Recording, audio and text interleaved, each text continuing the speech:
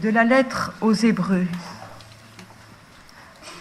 Ainsi donc, nous aussi, entourés de cette immense nuée de témoins et débarrassés de tout ce qui nous alourdit, en particulier du péché qui nous entrave si bien, courons avec endurance l'épreuve qui nous est proposée, les yeux fixés sur Jésus, qui est à l'origine et au terme de la foi.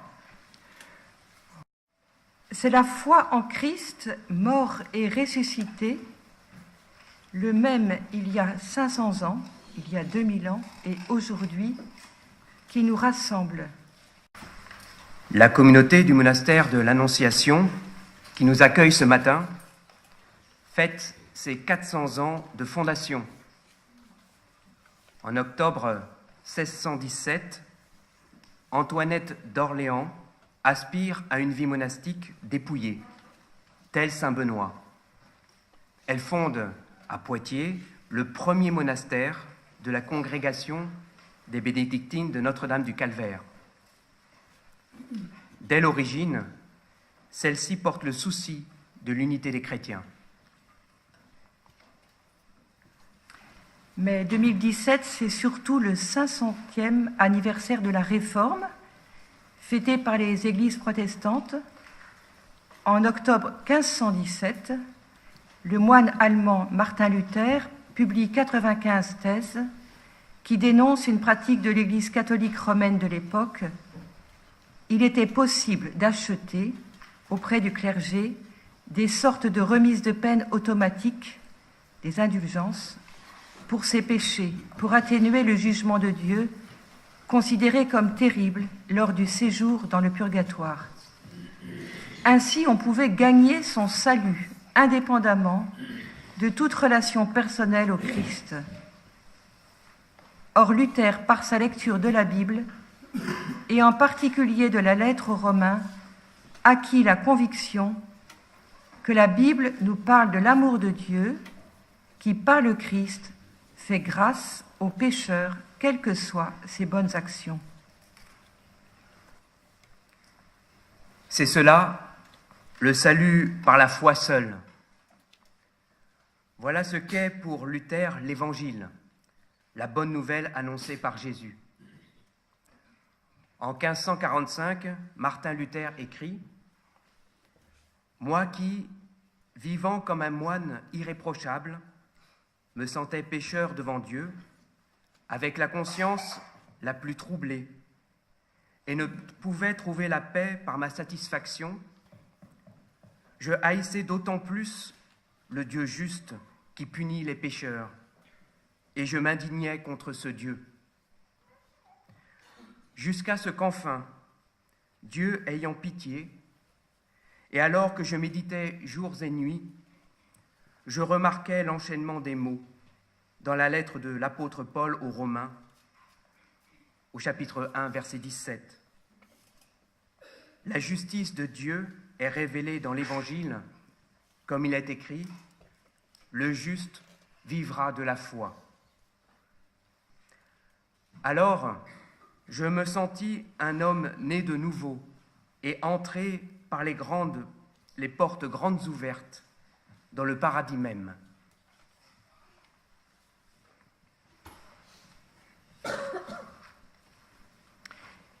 Depuis 500 ans, un beau chemin a été parcouru.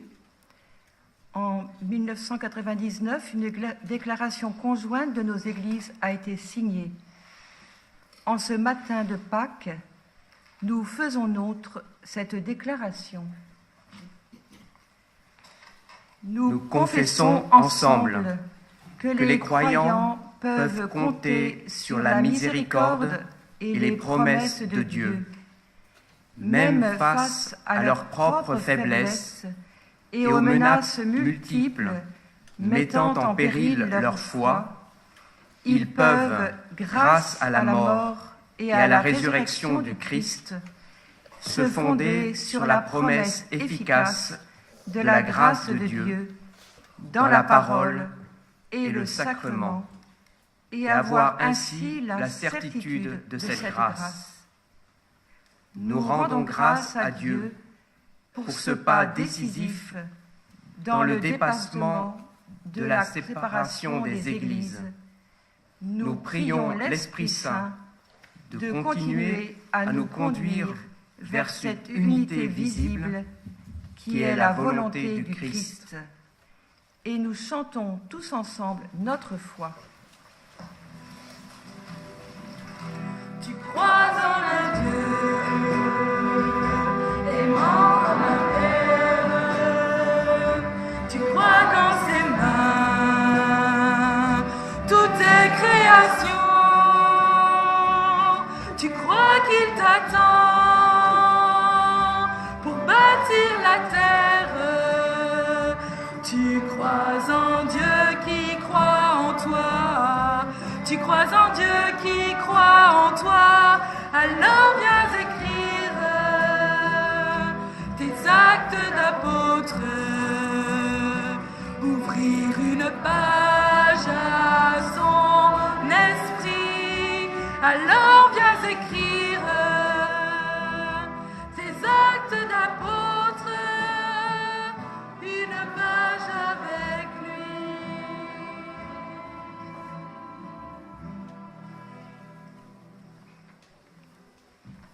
Christ est ressuscité. Il est vraiment ressuscité. Et il nous donne part à sa vie de ressuscité déjà aujourd'hui. Chantons notre confiance en lui.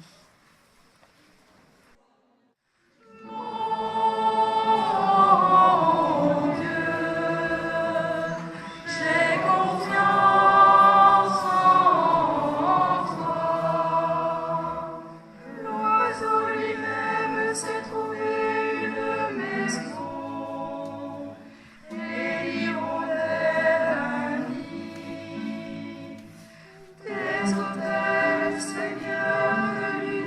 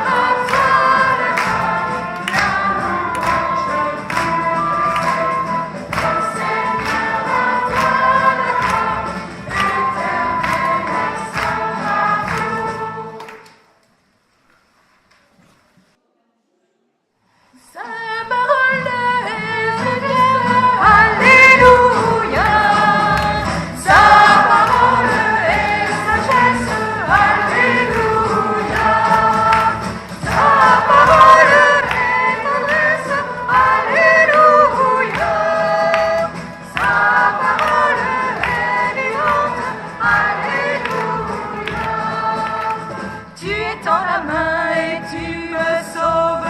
Seigneur éternel est ton amour, ne cesse pas l'œuvre de tes mains. Ta parole est vérité, ta parole est lumière. Alléluia. Ta parole est sagesse. Alléluia.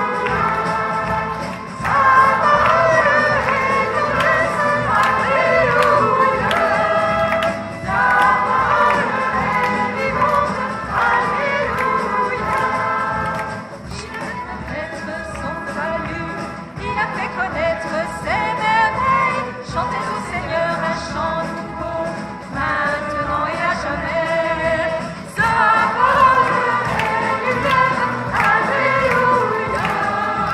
Sa parole est sagesse. Alléluia. Sa parole est tendresse. Alléluia. Sa parole est vivante. Alléluia. Sa parole est lumière. Alléluia. Sa parole est sagesse. Alléluia.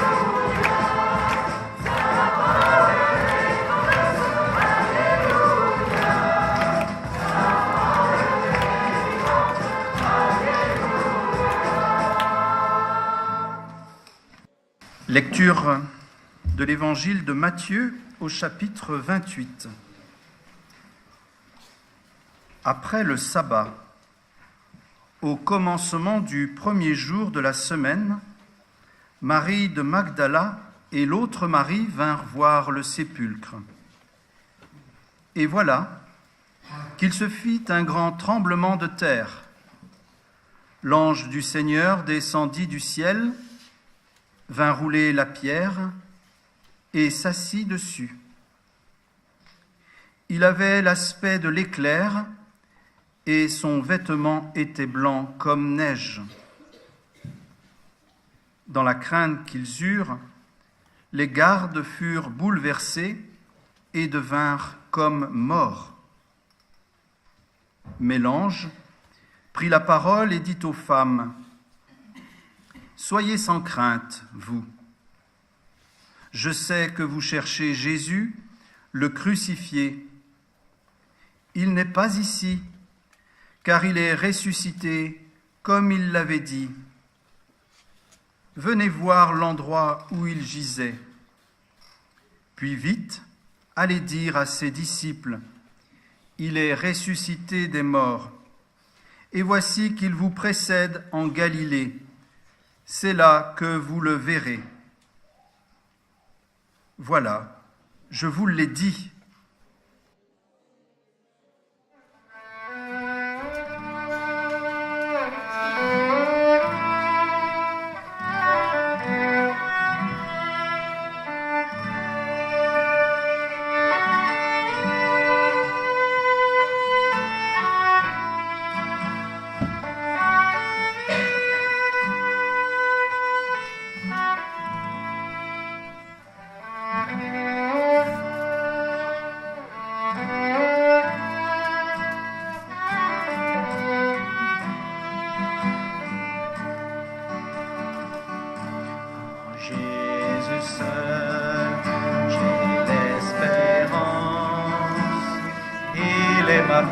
Ma force, mon chant, pierre angulaire, fondement, même dans l'orage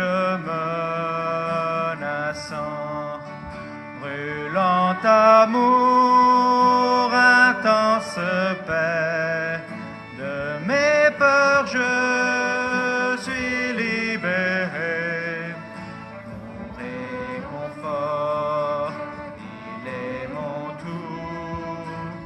Dans son amour, je tiens debout.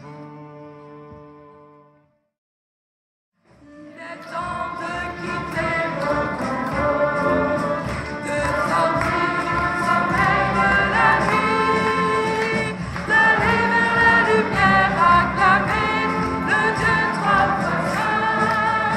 Il est temps de quitter mon tombeau.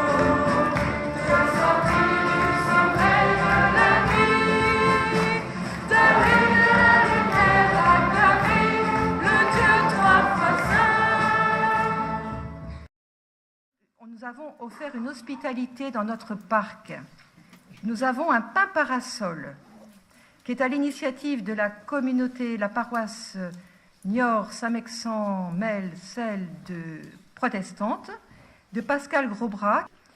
Pascal nous a dit, ce serait beau que dans les 500 ans de la Réforme, on a envie de faire un geste symbolique, et elle nous l'a proposé de le prendre ici. Vous savez qu'aujourd'hui, c'est la Pâque orthodoxe, même date pour une fois.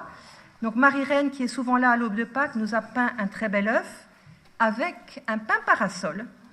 C'est son petit mot de présence parmi nous. Et voilà le petit message, frères et sœurs en Christ, le thème de l'arbre traverse les Écritures, dès le livre de la Genèse, avec l'arbre de la connaissance du bien et du mal, planté au jardin d'Éden, jusqu'à l'arbre de la croix, en passant par le chêne de Mambré ou le figuier desséché. Le grand et saint vendredi, les orthodoxes chantent, le sage larron, en un seul instant, Seigneur, tu l'as rendu digne du paradis. Illumine-moi par l'arbre de la croix et sauve-moi. Oui, soyons illuminés ensemble par la croix victorieuse du roi de gloire, vainqueur de la mort, et elle nous dit, Christ est ressuscité. Nous avons des petits liens, nous avons à voir la parole qui va nous unir. Tous unis dans l'esprit, tous unis en Jésus, tous unis dans l'esprit, tous unis en Jésus. Nous prions que bientôt ce qui divise ne soit plus, et le monde saura que nous sommes chrétiens par l'amour dont nos actes sont empreints. Donc c'est vraiment la parole qui doit être au centre de notre vie chrétienne. C'est elle qui nous lie, c'est elle qui nous tient, c'est elle qui nous donne aussi la foi.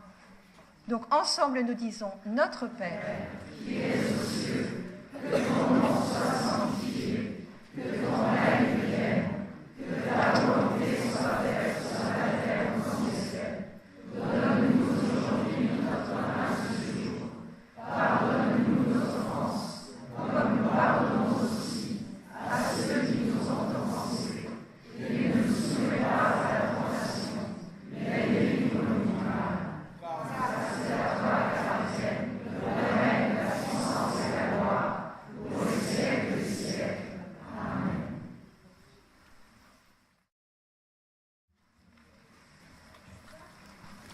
Que le Seigneur nous bénisse et nous garde, qu'il fasse pour nous rayonner son visage, que le Seigneur nous découvre ta face, nous prenne en grâce et nous donne la paix. Amen. Amen.